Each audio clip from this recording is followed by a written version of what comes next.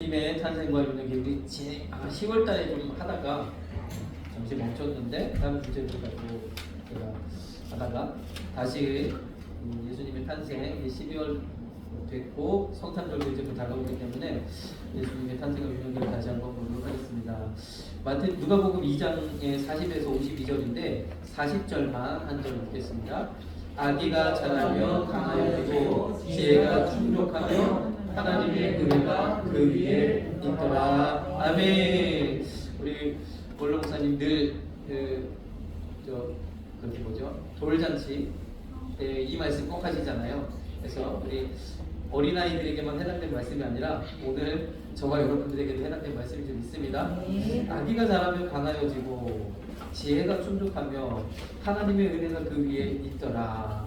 저와 여러분들이 계속 성장되어야 될 줄 믿습니다. 언제까지 하나님 앞에 믿음의 어린아이로 남아있겠습니까? 우리도 자라고 강하여지고 지혜가 있고 또한 하나님의 은혜가 우리 가운데 있어서 하나님께 영광을 돌리고 우리도 하나님으로부터 그 존귀함을 덧입는 저와 여러분들 되시길 소망합니다. 이 예수님의 그 성경의 역사들을 이게 지금 그 창조과학을 그 말씀하시는 김명현 교수님이 이렇게 정리를 해놓은 거거든요. 그다음에 이 정리가 성경에 있는 그 사건들을 시대 순으로 쭉 그러니까 시간을 다 따라가면서 과학적으로 이것들을 이제 시간들을 다 분석해서 이게 맞춰놓은 거거든요. 정밀한 작업이 굉장히 오래 걸리셨을 것 같아요.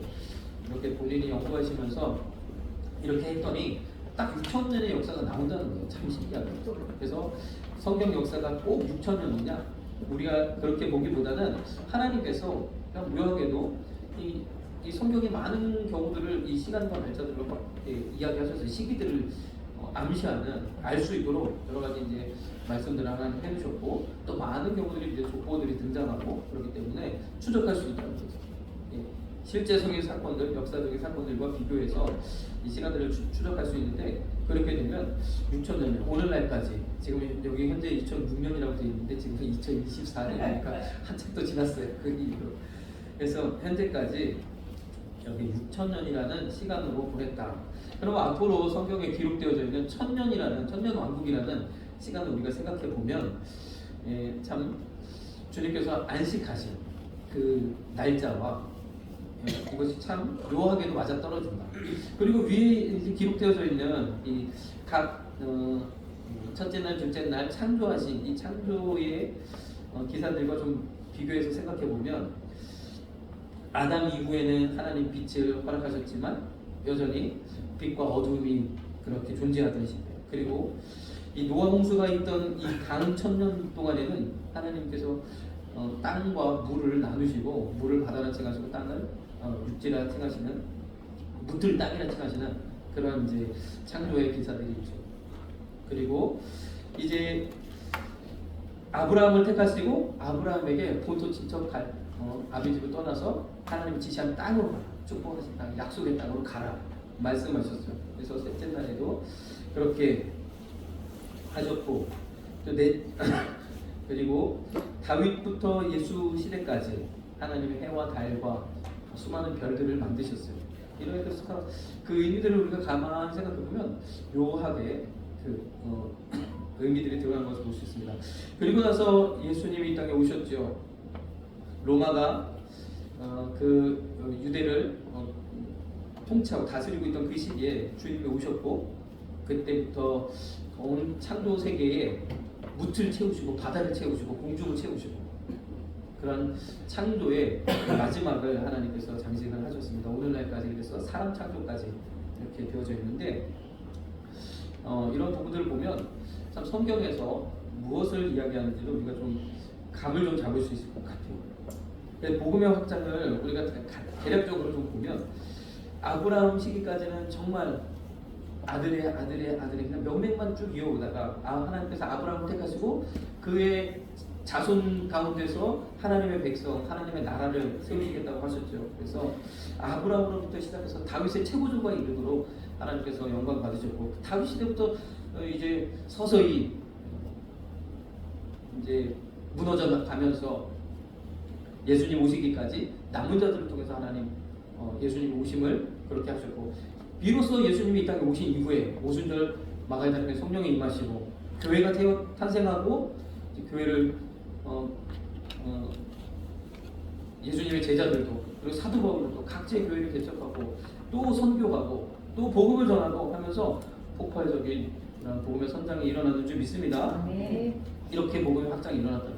이것을 이 6천년으로 기록되어지는 이 역사에 우리가 이렇게 비교해 보면 예수님이 이 땅에 오신 이후에 이런 폭발적인 성장이 일어나게 되어졌다. 복음의 확장이 일어나게 되어졌다. 이것을 우리의 인생에 접목해 보면, 주님을 만나면, 주님과 함께하면 그때부터 하나님께서 놀라운 역사를 이루실 줄 믿습니다. 지금은 미약하지만, 처음은 시작은 미약하지만 내 나중은 심히 창대하리라 하신 말씀과 같이 하나님께서 놀랍게 우리가 지금까지 붙잡고 왔던 말씀처럼 천대복으로 채우실 줄로 믿습니다. 그래서 이러한 말씀들을, 이러한 것들을 우리가 소망을 품으면서 여전히 지금은 부족하고 또 힘든 시기들을 지나지만 반드시 하나님께서 복주시고, 반드시 하나님께서 들어쓰시고, 반드시 하나님 축복하신다 믿음으로 고백하며 나아가시는 저와 여러분들 되시길 소망합니다. 우리가 2024년에 힘차게 정말 소망을 가지고 시작했지만 좀 아직은 여전히 증거가 보이지 않죠. 그러나 반드시 이 기간을 통과해서 이 수직 상승하는 놀라운 시간들을 우리 경험하게 될 줄 믿습니다. 믿음 있는 사람들, 누군가를 통해서 하나님 그 일을 이루실 줄은 믿습니다. 예수님의 탄생 유년기 시절, 그 아우구투스 황제 시절에 호정령을 내린 시점, 이 부분에 대해서 지난 10월달에 좀 잠깐 말씀을 드렸죠. 그러면서 이것이 이제 기록에도 이제 호정령을 몇 번 내렸다, 한 7번 정도가요, 5번인가요? 이런 기록들이, 실제적인 기록들이 있다. 그래서 여기에 몇 가지 기록들을 제가 가져왔는데, 이런 실제 역사 가운데도 호정령을 내린 그런 시점들이 있고, 그래서 성경에 기록되어져 있는 이런 부분들이 많은 부분 이 실제적인 역사와도 맞아 돌아가는 거죠. 또 하나는 이제 사도행전에 나온 이 호정령이 하나 또 등장을 하는데, 이건 역시도 요세푸스 이 유대 역사가 그 역사 그 사람의 저술을 통해서 역시 그 가운데도 등장하는 그런 이야기를 볼 수 있습니다. 그래서 전에도 말씀드렸지만 참 이 성경에 기록된 예수님의 탄생과 또 성장과 그 관련된 그런 모든 기사들이 실제 역사와 많은 부분, 고넬료가 아니라 빌라도 갑자기 빌라도와 또 그 수리아 총독, 아무튼 갑자기 생각이 안 나. 브레이브 이런 총독들의 이름들도 실제 역사에 기록이 되어져 있고, 이런 것들을 우리가 뭐 지금은 정보와 시대이기 때문에 아주 그렇게 어렵지 않게 찾을 수 있습니다. 그래서 이러한 호정령을 따라서 예수님의 이런 육신의 부모이신 마리아와 요셉이 고향으로 내려가게 되고, 고향 베들레헴으로 내려가게 되고, 그곳에서 숙박을 해야 되는데 만삭인 그런 상태에서 마구간밖에 찾을 수 없었다. 이런 상황들이 성경에 기록되어져 있죠. 그리고 가장 먼저 들에 있는 목자들에게 천사들이 불의의 소식을 전해줬고, 오늘날 다윗의 동네에 너희를 위하여 구주가 나셨으니 곧 그리스도 주시니라 하며, 우리가 크리스마스 때 이 말씀들을 또 많이 접하게 될 텐데요. 그리고 나서 동방 박사들이 예수님을 찾아옵니다. 하늘의 별을 연구하는 동방 박사들이 찾아오는데, 이 헤롯 때에 동방으로부터 박사들이 예루살렘에 이르러서 우리가 별을 연구하다 보니까 왕이 태어날 별, 왕의 나심을 나타내는 별이 나타났는데 바로 이 지역을 가리키고 있다. 그러면 그 왕이 어디에 계시는가 그걸 알아보기 위해서 이제 헤롯에게로 온 거죠. 그때 참 이 헤롯이라는 사람도 역사 가운데 분명히 등장하고 있고 현재는 그 무덤도 그리고 관도 잘 보존되어 있다고 합니다. 헤롯이 당시 자기 이 부조를 이렇게 만들어 놨는데 이렇게 생겼다고 그래요. 실제 모습하고 거의 비슷한 거죠. 참 머리에 이 바늘을 찔러도 들어가지 않을 것 같은 아주 냉철하게 생긴 그런 사람이죠. 이런 모든 역사적인 경험들이 있다는 거. 또 한 가지는 이 동방 박사들이 별을 연구하잖아요. 별을 연구할 때 우리가 늘 이렇게 하늘을 쳐다보며 보이는 반짝반짝 빛나는 그 별을 연구하는 게 아니라 우리 태양 주변을 도는 행성들, 수금지와 목주, 천해, 수금지와 목토까지. 그래서 지금 우리가 쓰고 있는 달력도 그 이제 그 별들의 이름을 따서 이제 지금 달력에 월화수목금토가 이제 지어져 있잖아요. 그런데 왜냐하면 그때 맨눈으로 볼 수 있는 행성의 그런 별이 토성까지 있기 때문에 이 토성의 움직임을 연구하는 거거든요. 그것을 통해서 점도치고 그것 통해서 무슨 일이 기란 일이 일어날지 흉한 일이 일어날지 이런 것들을 막 예측하고 그런 이제 일들을 했는데 왜냐하면 많은 일이 있는 별들은 다 그 자리에 있어 항상 그 자리에 있는데 이 행성은 그 수금지와 목토, 천해 이 행성들은 태양을 자전하기 때문에 위치가 수시로 바뀝니다. 계속 오늘 관찰한 위치와 내일 관찰한 위치가 밤마다 그 위치가 바뀌어지게 되어져 있어요. 그래서 그 별들을 연구하는 거죠. 그런데 참 재미있는 거는 여기 조그맣게 남아있는 분이 이제 기록해 보시는데 무슨 얘기를 하냐 토성과 목성이 겹쳐지는 시기가 인류 역사 가운데 몇 번 있었다는 거예요. 그래서 지금 우리가 지금 천체를 관측하고 이 천체가 지금 돌고 있는 것을 컴퓨터에다가 그 움직임을 집어넣고 이것을 거꾸로 돌려볼 수 있다는 거예요. 그래서 과거에는 별의 위치가 어디에 있는지를 알 수 있는데 이것을 신나게 돌려보면 BC 8년, BC 7년, 8년 요 사이쯤에 목성과 토성이 겹쳐진다고 해요. 그래서 목성과 토성이 겹쳐지면 굉장히 밝게 보여요. 굉장히 밝게 보여요. 토성도 큰 별이고 목성도 큰 별이기 때문에 그렇지 않아도 우리가 육안으로 하면 그 고리는 확인할 수 없지만 그 별의 위치를 우리가 분명하게 볼 수 있는데 이 두 별이 합쳐지게 보여지는 그런 시기가 있답니다. 그리고 이 행성들을 연구하면 왜 행성들을 연구하냐면 이 행성이 이렇게 동에서 서로 이렇게 쭉 움직이다가 어느 순간 서에서 동으로 거꾸로 중학교 때 과학 시간에 혹시 배우셨는데 거꾸로 움직이는 그래서 역행하는 별들의 역행을 하는 그런 움직임이 있어요. 근데 아주 재밌게도 토성과 목성이 합쳐지면서 같이 거꾸로 움직이는 그 움직임이 있다고 합니다. 그것이 동방박사들이 보았던 그 별이 아니겠는가 그렇게 얘기를 하십니다. 그래서 참 놀랍죠. 그래서 그분은 단호하게 주장해요. 예수님이 태어나신 날이 서기 1년 0년 그때가 아니라 BC 8년이라고 이렇게 주장을 하십니다. 많은 이제 신학자들은 BC 6년 이렇게 얘기하고 어떤 분은 BC 4년 이야기하는데 헤롯이 죽은 때가 BC 4년이기 때문에 적어도 BC 4년 이전이고 BC 8년이라는 뭐 이제 이야기를 하십니다. 이런 과학적인 얘기들. 뭐 그건 그렇고 어쨌든 성경에 있는 내용들이 이렇게 과학적으로 좀 증명도 되어지는 그런 부분들이 있다. 전에 말씀드렸지만 유독 예수님의 기사만 없어요. 그 의미가 있는 줄 믿습니다. 자, 그래서 베들레헴에 동방 박사들이 도착하고요. 거기서 이 헤롯 밑에 있었던 율법학자들이 그 메시아의 탄생 예언 구절을 찾아서 왕에게 이야기하죠. 그러면서 유대 땅 베들레헴아 너는 유대 보물 중에 가장 작지 아니하도다 하는 이 말씀을 찾아가지고 헤롯에게 알려주는 거죠. 그랬더니 헤롯이 뭐라고 합니까? 나도 가서 경비할 테니까 당신들이 이 왕이 될 이 아기를 찾으면 내게도 알려달라고 하죠. 그러나 헤롯은 어떤 사람이었어요? 자기의 왕위를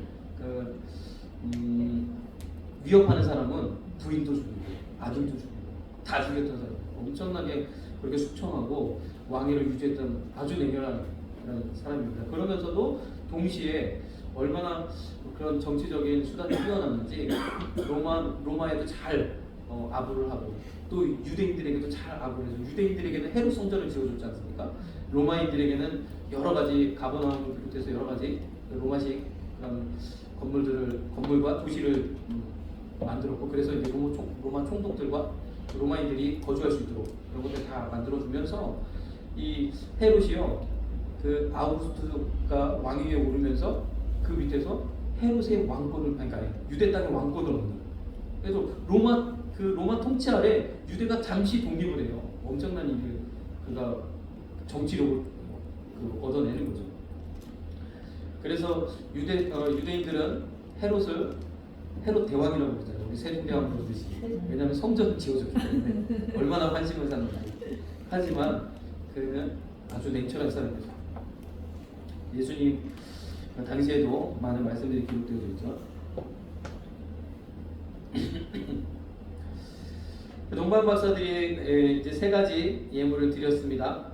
어떤 예물을 드렸죠? 황금과 유향과 몰약.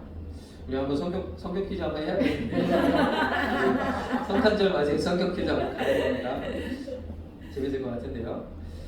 네, 그렇게 하면서 드렸고, 이제 그 이후에 예수님도 율법을 따라서 이제 정결 예식을 갖게 되고요. 이때에 시므온이라는 주의 나심을 기다리라는 그 주님의 음성을 듣고 정말로 계속해서 기다렸던. 근데 나이가 참 지긋함에도 불구하고 주님이요, 이 메시아가 나심, 주님이 그리스도가 나심을 보기 전에는 죽지 아니하리라 하나님과 음성을 들었어요. 저와 여러분도 우리 한성원 교회가 부흥하기 전에는 죽지 아니하리라 하는 음성을 들으시기를 소망합니다. 이분은 그러셨어요. 그래서 참 오래 사셨습니다. 그리고 결국에는 주님 보고 그 아기 예수 축복하고 만전하게 그분을 증거하고, 그리고 평안히 하나님께로 갔는 줄 믿습니다. 또 한 분이 계시죠. 여선지자 안나라고 하십니다. 이분은 참 일찌감치 과부가 돼서 한평생을 참 기도하시면서 사셨다. 그래서 하나님께서 이렇게 경건하게 기도하면서 성전 중심으로 살아가는 그에게도 하나님 은혜를 베푸셔서 아기 예수님을 맞이할 수 있는 은혜를 주셨습니다. 그도 역시 그 예수님을 만나고 축복하고 하나님 주시는 평안 가운데서 감사하며 또 주님께 나아가게 되어졌는 줄 믿습니다. 참 우리의 삶 속에도요, 다른 어떤 것보다 하나님의 행하신 일들을 우리가 보고 경험하고, 그렇죠? 그것으로 하나님께 영광 돌리고 주님 앞에 나아가는 것이 얼마나 귀합니까? 저와 여러분들이 그러한 복도 임하기를 소망합니다. 하지만 동방 박사들이요, 그렇죠? 하나님께서 꿈 가운데 말씀하셔가지고 그냥 그대로 다 자기 본국으로 돌아가 버렸어요. 헤롯에게 돌아가지 않고, 그 왕의 그 나심을 알리지 않고. 그래서 어떻게 했습니까? 헤롯이요, 찾아 죽이기로 그 자기의 왕권을 위협하는 이 존재를 죽이기 위해서 2살 나이의 어린아이들 다 죽여라 명령을 내리잖아요. 마태복음 2장 16절에 보니까 베들레헴과 그 모든 지경 안에 있는 산의 아이들 박사들에게 자세히 알아본 그때를 표준하여 2살부터 그 아이를 다 죽이니. 엄청난 이러한 참 사륙이 있었습니다. 이 헤롯의 유아 학살 이 사건도 여러 가지 문헌을 통해서 기록이 되어져 있다고 합니다. 사투르 날리아라는 어떤 정치 관련된 그런 글 가운데에 이런 글이 있다고 합니다. 이거 보니까 유대인의 왕 헤롯이 시리아에서 2살 이하의 남아들을 죽이라는 명령을 내렸다는 것과 헤롯의 아들들도 같이 죽었다는 이야기를 듣고 아우구스투스는 로마의 왕이죠. 로마의 황제죠. 이렇게 말했다. 헤로데의 아들이 되느니 차라리 헤로데의 돼지가 되는 게 낫겠고. 여기서 보면 아들이라는 그 헬라어가 퀴리오스고요. 돼지라는 헬라어가 퀴오스거든요. 발음이 비슷해요. 그런 거죠. 퀴리오스가 되느니 퀴오스가 되는 게 낫겠군. 그런 거예요. 그만큼 헤롯의 이러한 잔인함을 이제 표현한 이야기죠. 헤롯의 아들이 되느니 차라리 헤롯의 돼지가 되는 게 낫겠다. 이런 문헌이 존재하거든요. 그래서 헤롯의 유아 학살 정황도 우리는 찾아볼 수 있는데 참 이 헤롯의 유아 학살은 애굽에서 종살이하던 그들을 모세가 출애굽 시킬 때에도 참 2살 아래로 죽임을 당하는 그런 일이 있었죠. 그래서 태어난 아이가 산의 아이면 바닷물에 강물에 던져야 되는 그런 상황이 일어났었죠. 참 이러한 면들을 볼 때 참 많은 사랑의 하나님께서 어찌 이러한 참 비극을 인류에게 허락하셨는가? 예수님 태어날 때 왜 이 정말 아무것도 모르는 순진한 이 어린아이들이 희생되어야 했는가? 참 이것을 의문을 갖고 말하시는 분들도 있어요. 그래서 우리는 이러한 이해가 안 되는 부분들을 좀 하나님께 우리가 물으면서 묵상하면서 답을 구할 때 정말 하나님이 또 다른 그런 은혜를 우리에게 주시는 줄 믿습니다. 그래서 이런 부분들을 우리가 예수님의 모은 전생애를 우리가 이렇게 자세히 말씀을 들여다보면 많은 이제 풀리지 않는 의구심이나 의문들이 생겨요. 그 문제를 하나님 앞에 올려드리고 그것을 우리가 깊이 묵상하며 생각할 때 하나님께서 그 가운데에 참 놀라운 지혜를 주신다는 거죠. 우리 삶 속에 일어나는 모든 지혜들 그 가운데 하나님 담아두셨는 줄 믿습니다.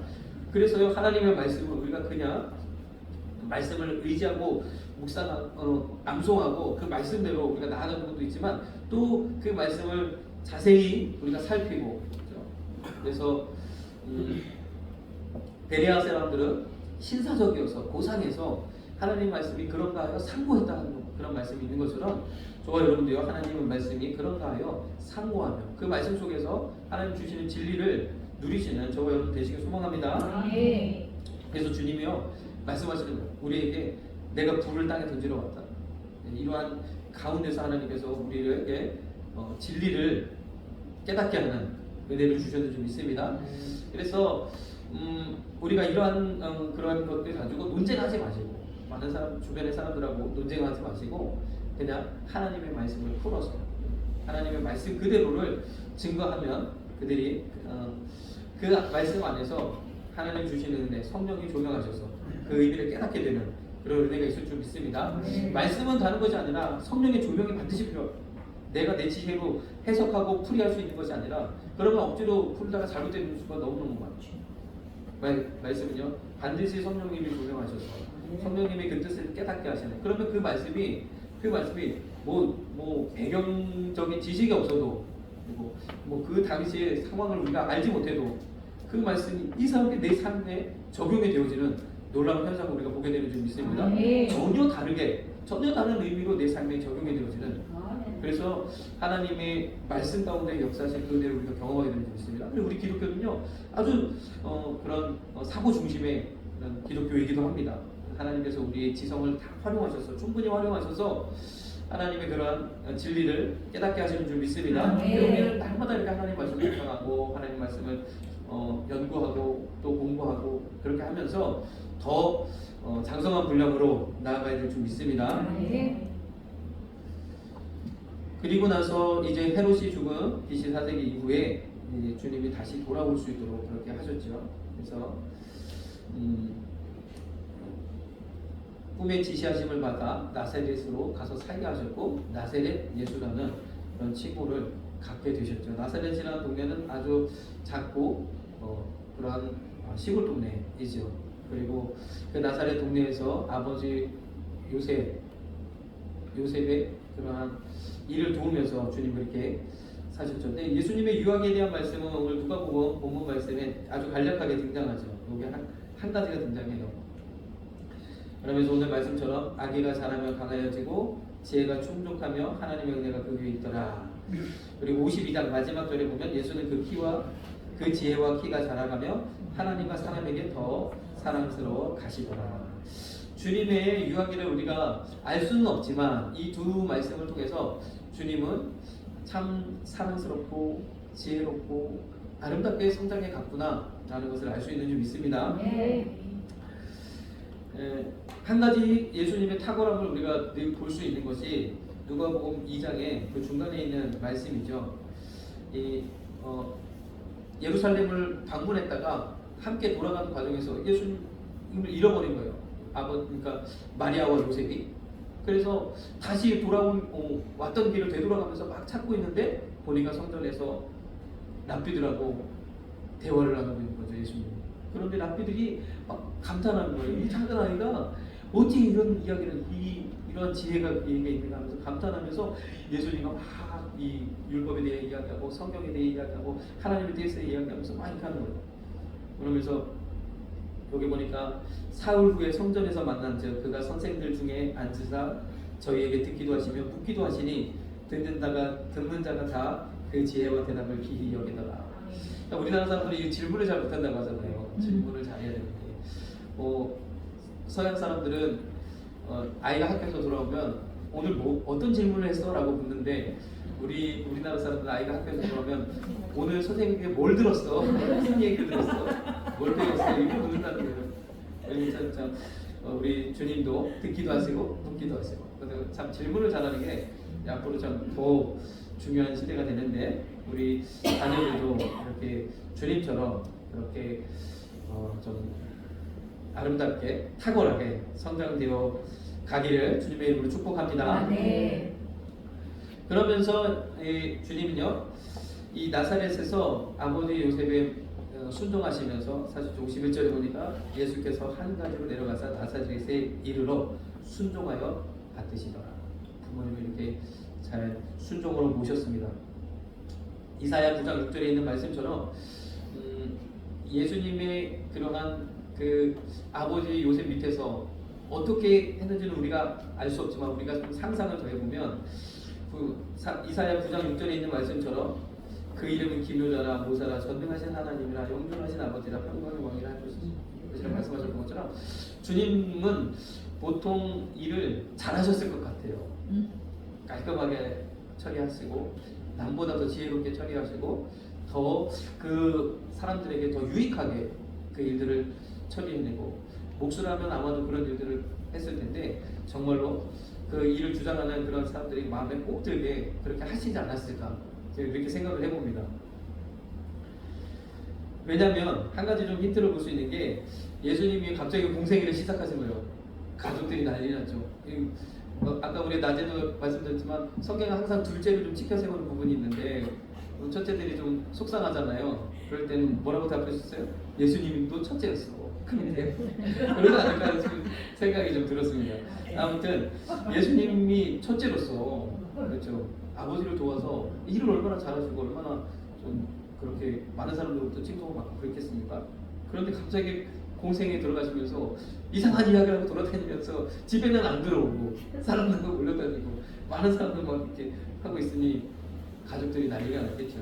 그래서 예수의 친족들이 오고요. 왜냐면 예수님 귀신 들렸다는 거죠. 미쳤다는 거죠.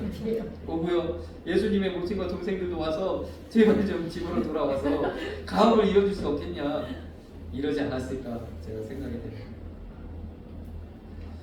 데살로니가후서 3장 8절에는 한번 같이 읽겠습니다. 누구에게서든지 양식을 값없이 먹지 않고 오직 수고하고 애써 주여를 인하면 너희 아무리 교를 끼치지 아니하리니 3장 10절 우리가 너희와 함께 있으므로 누구든지 일하기 싫어하거든 먹지도 말게 하라. 아멘. 주님도 열심히 일하셨는 줄 믿습니다. 공생이 전 우리도 열심히 정말 주님처럼 이렇게 두각을 나타내시고 또 하나님의 영광, 하나님이 주신 힘으로 하나님이 주신 능력으로 내게 맡겨진 귀한 소명을 잘 감당하시는 저와 여러분들 되시길 소망합니다. 에베소서 6장에는 이런 말씀 있잖아요. 종들아 두려워하고 떨며 성실한 마음으로 육체의 상전에게 순종하기를 그리스도께 하듯 하여 그랬어요. 종들에게 하는 말이죠. 오늘날로 하면 직원들에게 하는 말씀 같아요. 사장에게 좀 그리스도께 하듯 하라. 기쁜 마음으로 해라. 여기 보면 눈 가림만 하여 사람을 기쁘게 하는 것처럼 하지 말고 그리스도의 종들처럼 마음으로 하나님의 뜻을 행하여 단 마음으로 여기서 단은 기쁜 달달하게 먹으면 기쁘잖아요. 기쁜 마음으로 섬기기를 주께 하듯 하고 사람들에게 하듯 하지 말라. 이는 각 사람이 무슨 선을 행하든지 종이나 자유하는 자나 주에게 그대로 받을 줄 알립니다. 이 세상 가운데 내가 하나님께 주님께 하듯이 직장을 잘 섬기면 하나님께 복 주시는 하나님 복 주시는 줄 믿습니다. 네. 그리고 나서 구절에는 상점들에게 또 이야기하죠. 사장들에게 하시는 말씀입니다. 너희도 저희에게 이와 같이 하고 이와 같이 하고 마찬가지로 종들이 이렇게 했던 것처럼 주님 대하듯이 직원들을 대하라는 거예요. 직원들에게 주님 대하듯이 대하라는 거예요. 하고 공가를 그치라. 공가 위협을 그치라. 공가를 그치라. 개혁 개정에는 위협을 그치라 이렇게 있는데 공가를 그치라. 공가라고 계시는 건 아니겠죠? 네, 공가를 그치시고 이는 저희와 너희의 상전이 하늘에 계시고 그렇죠? 하나님은요 우리 주님은요 나의 주님이시기도 하고 우리 직원들의 주님이시기도 합니다. 그리고 그분은 외모로 사람을 취하는 일이 없어요. 직원도 귀하게 여기시고 나도 하나님 귀하게 여기시니까 그리스도께 하듯 하시는 저와 여러분들 되시기를 소망합니다. 네. 기도하겠습니다. 사랑해 주님 감사합니다. 주님 오실 날을